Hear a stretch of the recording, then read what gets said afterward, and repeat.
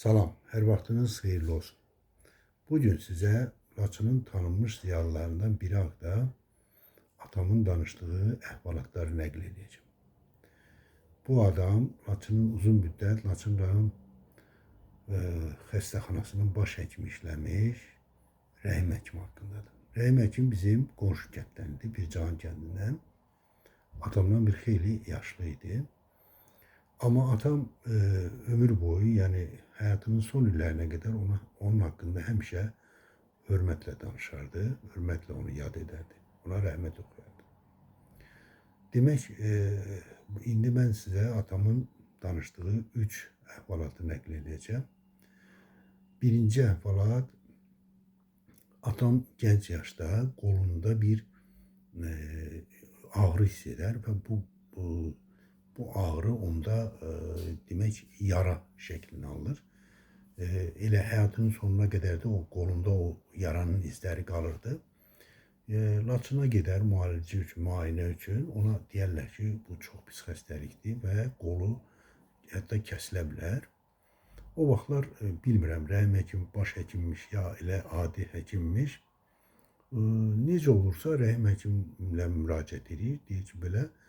O deyir ki, Əli, bu nəsə, yəni onun bildiyi məsələ deyil, amma mən araşdıracağım, mən imkan vermərəm ki, sənin qolun kəsilə. Və atam deyirdi ki, gecə gündüz bu adam getdi, araşdırdı, yəni onun sahəsi olmasa da, bir də görürdüm ki, deyir, atam Laçın rayon xəstəxanasında yatıb həmin müddətdə, təxminən səhv eləmirəmsə, bir aya yaxın orada yatıb. Yəni o xəstəlik çox pis xəstəlik olubdu oradan da. Dediyim kimi qolunda o iz qalırdı atamın, həmin iz, həmin yaranın izi. Demək deyirdi ki, atam danışırdı ki, bəzən gecə saat 2-də, 3-də bir də gördüm Rəhim həkim. O bilirsiniz, Rəhim həkimin bir qolu da yox idi. Bu adam əziyyətlə durub gəlib, deyir ki, Əli, bəs filan kitabda filan professorun bu haqda, bu xəstəlik haqda məqaləsini oxudum. Sənə indi mən başqa bir bu müalicəni başqa istiqamətdə aparmalıyam və deyir, gecə ilə başlayırdı növbətçi tibb bacısına iğnə hazırlatdırırdı, iğnə vururdu, dərman hazırlayırdı. Yəni bu adam atamın gənc yaşında o qolun kəsilməsinin qarşısını alır və o xəstəliyi sağaldır. Atam çox güclü, qüvvətli adam idi. Yəni o qolunun elə yaranın izinin qalmasına baxmayaraq elə ömrünün sonuna qədər fiziki işlə məşğul oldu. Özü də güclü, çox ağır işlərlə məşğul olurdu. Bu birinci hadisə Rəhim həkim haqqında bu idi. İkinci hadisə 80-ci illərin əvvəllərində və 70-ci illərdə atam yayda ot biçini baxdı. Kəndin ətrafındakı biçənəklərin birində ot biçilmiş. Demək, Rəhim həkim gələr. Rəhim həkim də o vaxtı artıq baş həkim olur və o vaxtı mənim yaşlılarım, məndən yaşlılar bilərlər, rayonun rəhbər vəzifəsində işləyən adamlarını kolxozlara təhkim eləyədilər və onlar həmin cavabdeh olduqları kolxozlara gedər, savxozlara gedər, orada əhalini necə işlədiyini, bu əkin biçin işlərinə, taxıl biçinə və s. necə getdiklərini, işə münasibətlərini öyrənər, onları motivasiya edər, onlara nəzarət edər və s. Kolxoz rəhbərlikləri haqqında sonra gəlib rayon rəhbərliyinə məruzə edərdilər. Rəhim həkim bizim kolxozun təhkimçisi olar. Səhər tezdən, həmin gecə Pircahan kəndində, öz ata yurdunda qalır. Səhər tezdən deyir, gedim görüm Argulda insanlar işə necə çıxır. Gələr kəndə, bizim kəndə. Kəndə yaxınlaşanda kəndin qabağındakı o düzün yuxarısında görər ki, bir adam ot biçir. Amma hələ səhər təzə açılıb. Piyada yaxınlaşar, maşını saxlatdırar kənarda. Piyada bir xeyli yaxınlaşar, bir haradasa 100-120 metrdən. Baxar ki, atamdır. Amma adam o qədər həvəslə işləyir ki, yəni kolxoza ot biçir. Və Rəhim həkimi fərq etmir, görmür ki, Rəhim həkim gəlir. Rəhim həkimdə heç buna yaxınlaşmır. Qayıdar piyada səssizcə gələr, minər maşına, gedər işin görər, kəndi nəzarət eləyər, qayıdar gedər və 2 gün sonra rayon rəhbərliyi təhkimçiləri yığar. Onlardan hesabat istəyər ki, kəndlərdə vəziyyət necədir, kolxozlarda necədir. Hamı çıxış eləyər, söhbət söz rəhim həkimə veriləndə ümumi məlumat verər, sonra rayon rəhbərinə deyər ki, yoldaş katib, mən bir məsələni danışmaq istəyirəm burada. Bəs mən Alqulu kəndinə getdim. Səhər hələ kolxozçular, kəndçilər heç toplanmamış. Kəndin qabağında biçənəkdə Pircahan postunun rəisinin necə həvəslə ot biçdiyini gördüm. Deyir, mən ona yaxınlaşdım. Çox yaxınlaşmadım. Onun necə həvəslə işlədiyini aralıdan seyr edib, sonra qayıtdım, gəldim. O bunun haqqında deyir, bu haqda heç kimə bildirməmişəm.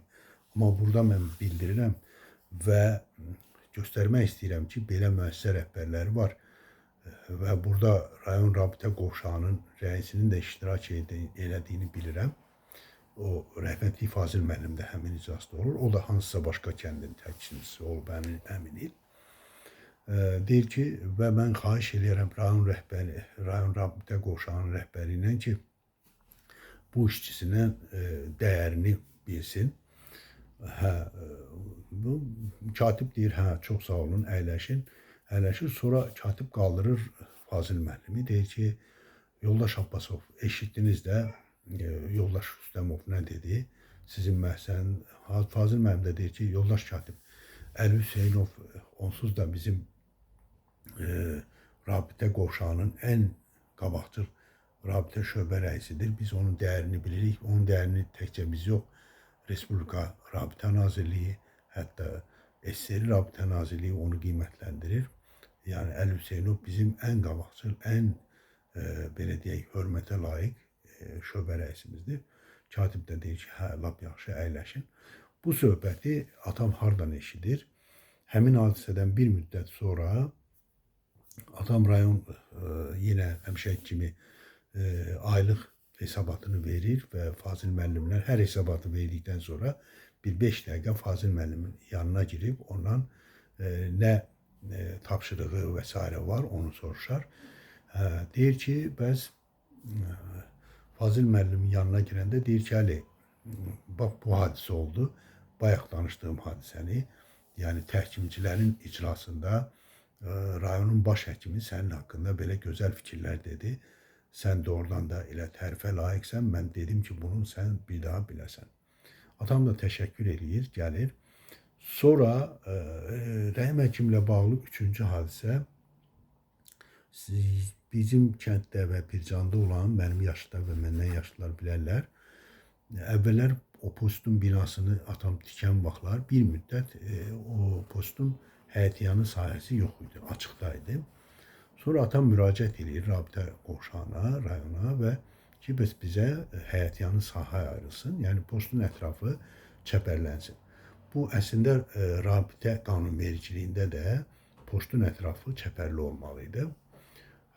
Belə ancaq bu rabitə qovşağının müraciətinə yerli idarə, kolxoz sədri artıq bilmirəm, idarə demək, Sovet katibliyi nəysə bu məsələyə ciddi yanaşmır və torpaq sahəsi ayrılmır.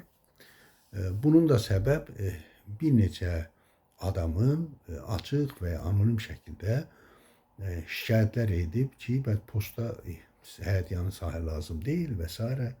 Əli Hüseynov burada şəxsi məqsəd güdür və s. Belə absurd şeylər. Nəysə, uzun bir məsələdən sonra, rabitə qovşağının təhkidli tələbindən sonra torpaq sahəsi ayrıldı və 80-ci ilin əvvəllərində səhv eləmirəmsə, atam postun həyətyanı sahəsini öz şəxsi pulu ilə cibindən dəmir tor aldı və dəmir torla, o setka dedikləri şeydən həyətyanı sahəni çəpərlədi.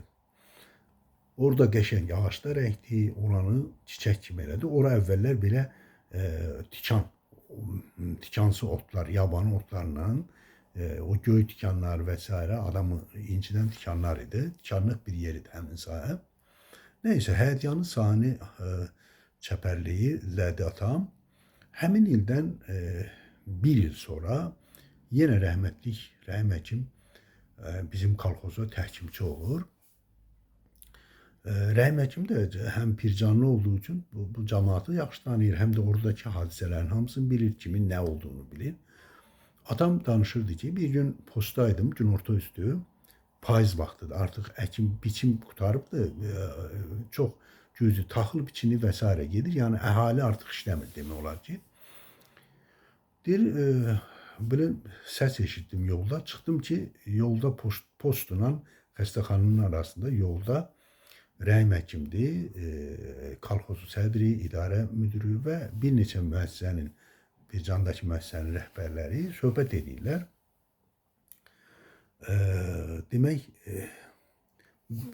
təbii ki, bu postun həyətyanı sahəsində biçilibdir. Tərtəmiz çiçək kimi ağaçlar əkilib, ağaçların dibi bellənib. Ora atam demək, özü əli ilə gedərdi, vedrədə su, xəstəxananın həyətindən, qonşuluqdakı xəstəxananın həyətindən su gətirərdi. Çünki postda su yox idi. Gətirib o ağaçları suvarardı. Yəni, ora həmişə səliqəli və çiçək kimi olardı. O yoldan keçənlər postun sahəsini digər yerlərdən ayrıldığını, seçildiyini bilərdi. Deyir, belə söhbət edirlər. Mən də yaxınlaşdım, görüşdüm. Rəhim həkimlə də o birilərlə salamlaşdıq. Sonra deyir, Rəhim həkim rəhmətli üzün tutdu o bir nəfərə, o da orada müəssisə rəhbəri olub və ya müəssisənin nəysə təsərrüfat işlərinə baxıb.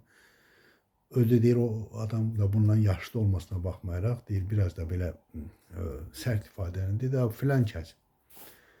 Gündə 50 məktub yazırdın ki, posta həyətyanı sahə nə lazımdır, ona posta sahə verməyin və s. İndi baxın, görün, postun sahəsinə bax, gör çiçək kimi, ağac əkib, gül kimi, tərtəmiz. Bir də sizin müəssisələrə baxın, xəstəxananın həyətinə baxın, idarənin həyətinə baxın, hər yerdə bir detal qırılıb qalıb orada yığışdırmamışsınız. İndi baxın, görün, həyətyanı sahən kimə lazımdır? Kim onun olmasına daha çox layiqdir? Sizlər, yoxsa əli? Gündə 50 dənə şikayət yazırdınız, anonim, açıq ki, posta torpaq sahəsi həyətyanı sahə verməyin.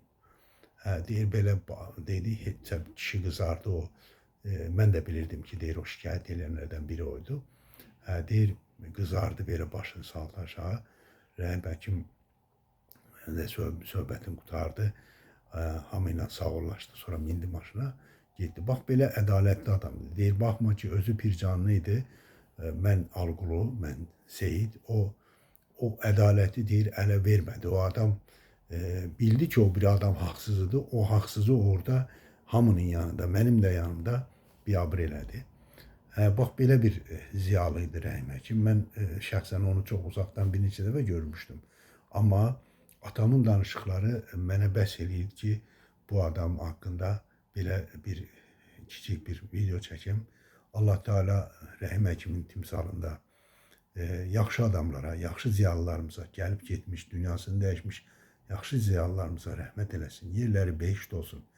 Cəmiyyətləri gözəlləşdirən, cəmiyyətləri dəyərli qılan onun dəyərli insanlarıdır, dəyərli ziyalıları, qəhrəmanları. Bax, onları da bizim vəzifəmizdir ki, onları xatırlayaq, onlara rəhmət oxuyaq, onları unutmayaq və unutturmayaq.